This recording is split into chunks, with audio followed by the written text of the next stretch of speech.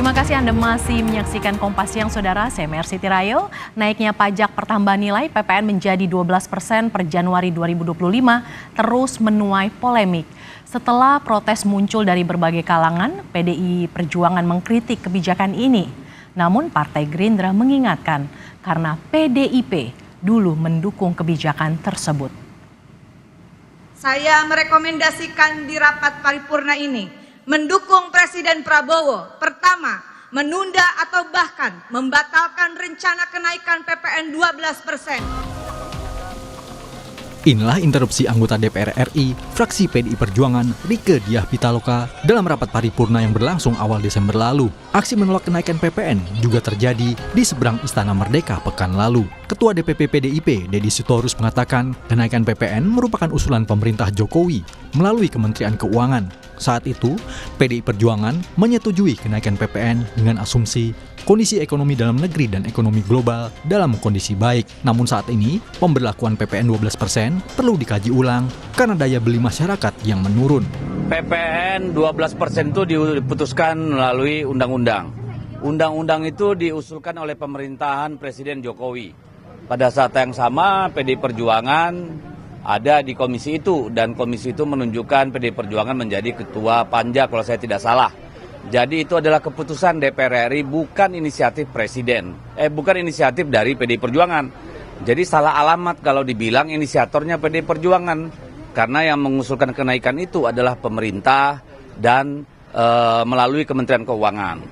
Pada waktu itu disetujui dengan asumsi bahwa kondisi ekonomi internal kita dan kondisi global itu dalam kondisi yang baik-baik saja. Tetapi kan ada permintaan dari sebagian fraksi di DPR agar ini dipertimbangkan. Partai Gerindra pun menyindir PDI Perjuangan yang menolak kenaikan itu jelang berlakunya PPN 12% 1 Januari mendatang. Kenaikan PPN diusulkan PDI Perjuangan dan diputus dalam Undang-Undang Harmonisasi Peraturan Perpajakan atau HPP tahun 2021 silam. Pemerintahan Presiden Prabowo Subianto hanya menjalankan perintah undang-undang itu. Presiden Jokowi ini kan diusung oleh PDI Perjuangan. Jadi inisiasi HPP itu adalah memang inisiasi dari partai penguasa, partai yang mendukung Presiden, PDI Perjuangan.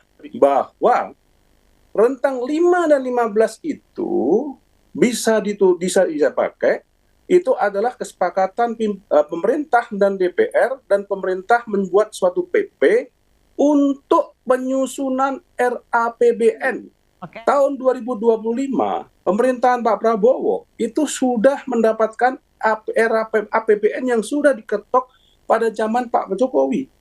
Bagaimana kita bisa mengulang lagi RAPBN?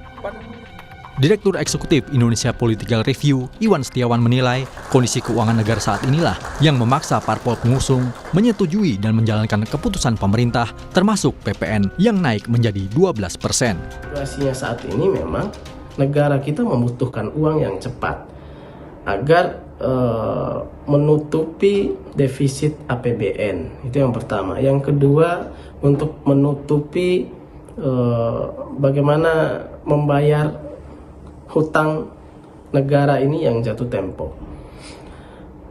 Jadi kondisi pemerintahan itulah yang memaksa kemudian seperti Gerindra ini harus menjalankan apa yang sudah dicanangkan oleh pemerintah, yaitu kenaikan PPN 12% ini. Artinya pernyataan partai politik itu sesuai dengan posisi mereka di mana.